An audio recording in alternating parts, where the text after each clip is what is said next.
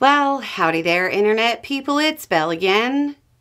So today, we're going to talk about Trump's bill and the biggest cost.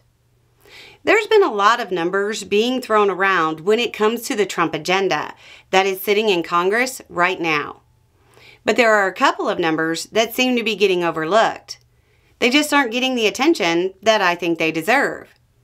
But before we get into that, I'm going to give you a little bit of trivia for your 4th of July weekend. That is in no way going to be relevant to the rest of the video. The American Revolution was fought from 1775 to 1783. And during that time, U.S. forces sustained about 6,800 combat deaths. According to a study by researchers at Yale University and the University of Pennsylvania, the version of Trump's budget bill that passed the House could lead to a loss of Americans matching the combat losses from the American Revolution every 7 weeks.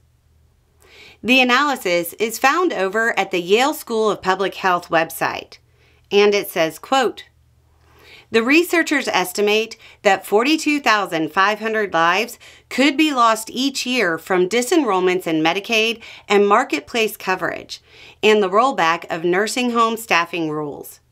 An additional 8,811 deaths are projected from the expiration of the Enhanced Affordable Care Act premium tax credits, bringing the total to more than 51,000.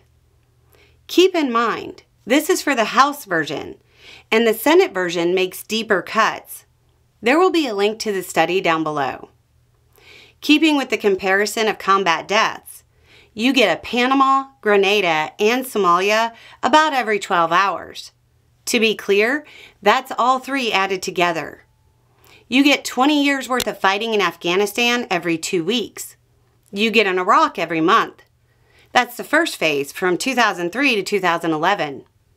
You get a Korea about every 8 months. 20 years of Vietnam from 1955 to 1975, about every 11 months. Over the course of the budget window, you get a World War II and a Civil War, both added together, to include both sides of the Civil War. I looked for the most conservative estimate I could find.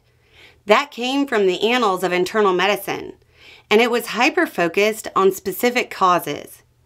It's still 16,642 per year. That's a Revolutionary War, a War of 1812, both Iraq wars, Afghanistan, Somalia, Grenada, and Panama over a year. Maybe it's the nurse in me, but I feel like we can do better than that.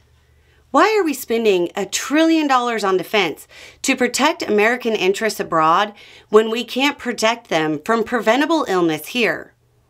Why are we giving tax cuts to billionaires when we can't pay to protect those most in need? We can do better. Anyway, it's just a thought. Y'all have a good day.